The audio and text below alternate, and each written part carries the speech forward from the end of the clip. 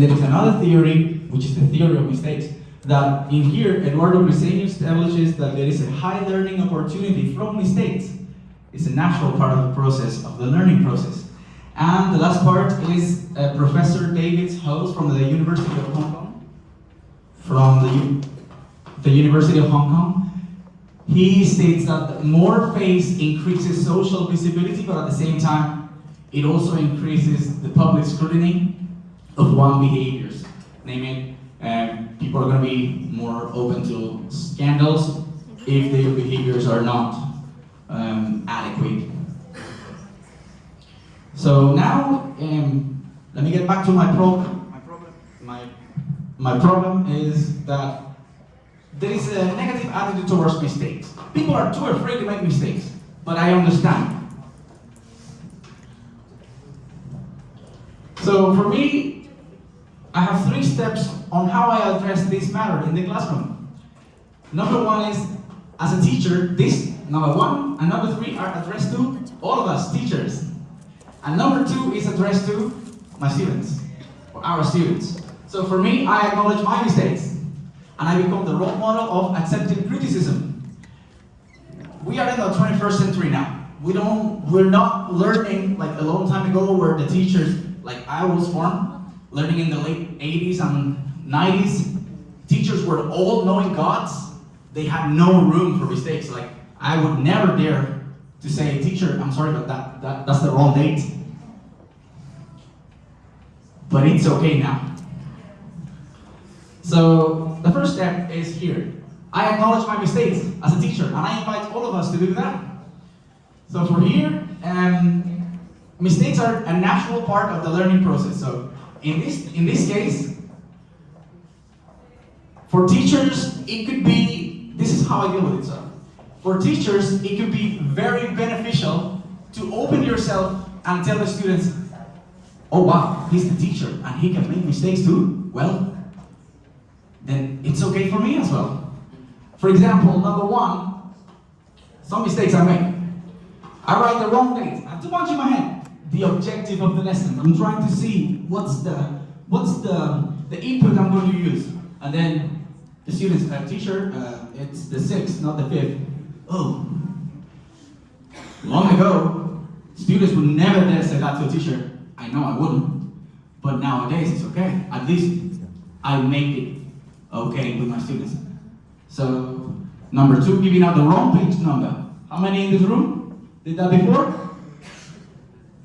And misspelling a word. We're not machines. We're not machines. We're human beings and we make mistakes, and it's okay to acknowledge that we do. Let the students see that we do.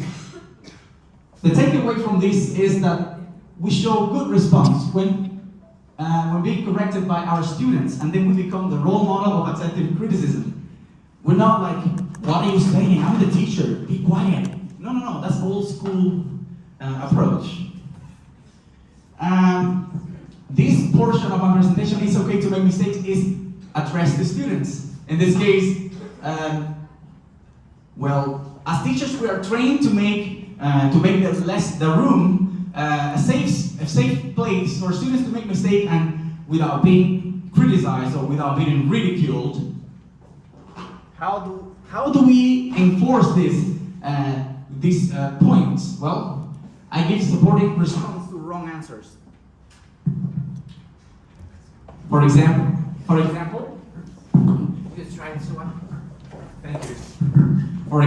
Thank you. For example, my student says the wrong answer. Maybe long ago in the 80s, in the 90s, the teacher would go wrong, or the classmates, oh, that's not correct. But we moved on. So now I make it safe for the kids to express their thoughts.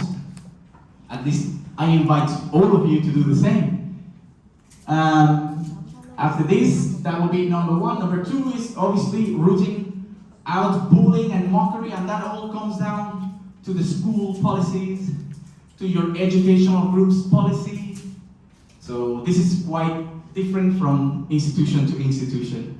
And the third part is all those students that they are the critics and the experts and like, that's wrong. Well, I invite them complete half the answers when their classmates don't have them. There's this kid that is not sure, like, well, and when the student is about to attack that child, I go like, hey, complete the answer.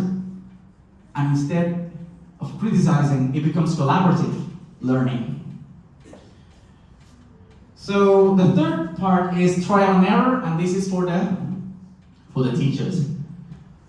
How much can we anticipate before we enter the class? We write our lesson plans. Can we anticipate everything? Good luck with that. No, we can't. There are many internal factors and external factors. Internal factors being age group, students level. External factors, time of the day of the week, weather. So, all of these factors will ultimately determine our success rate. How do I deal with this? Well, I vary my teaching approach based on the students' needs. And I want to stop here really quickly. I don't have much time to say. So, really quickly, for example, the students, you know Gardner's multiple intelligences theory. Maybe you have 5 students that they are very good at drawing, visual learners.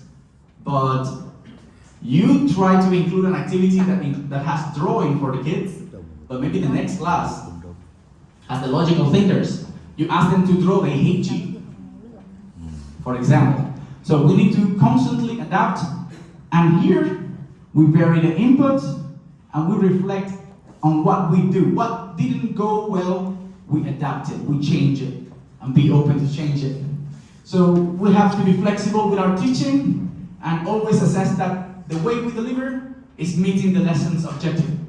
And this is my humble opinion, by the way. For conclusions, I have 2 conclusions. So, number 1, a more accepting attitude towards mistake is currently needed in elementary education. I'm a guest in this country. I do not plan to change 2,000 years of cultural heritage of the element of faith in Vietnamese society. Losing faith, saving faith. This is the way the country is. I do not come here to tell you, hey, that's not correct, change it. No. I'm here as a guest. I'm telling you what I have found. Okay? So the second conclusion is that more research should be conducted to educate both parents and students about cognitive growth, especially parents. Conduct a more shepherd, like Professor Barkley in Mississippi University says, we are shepherds, parents and teachers. We're not engineers. We don't make the kids improve their academic achievements. We cannot engineer that. We just guide them. And for recommendations, maybe schools should hold more workshops with experts on parenting, and teachers should be willing to get out of their comfort zone and try and fail and grow. And when I say getting out of our comfort zone, this is me getting out of my comfort zone. I'm teaching a fairy tale about Rapunzel, the princess. Well, I'm telling you the external factors. It's after lunch, it's after nap. The students are sleepy. How do I introduce a beginning of a lesson that is about reading when the students are so drowsy? Well, this is how.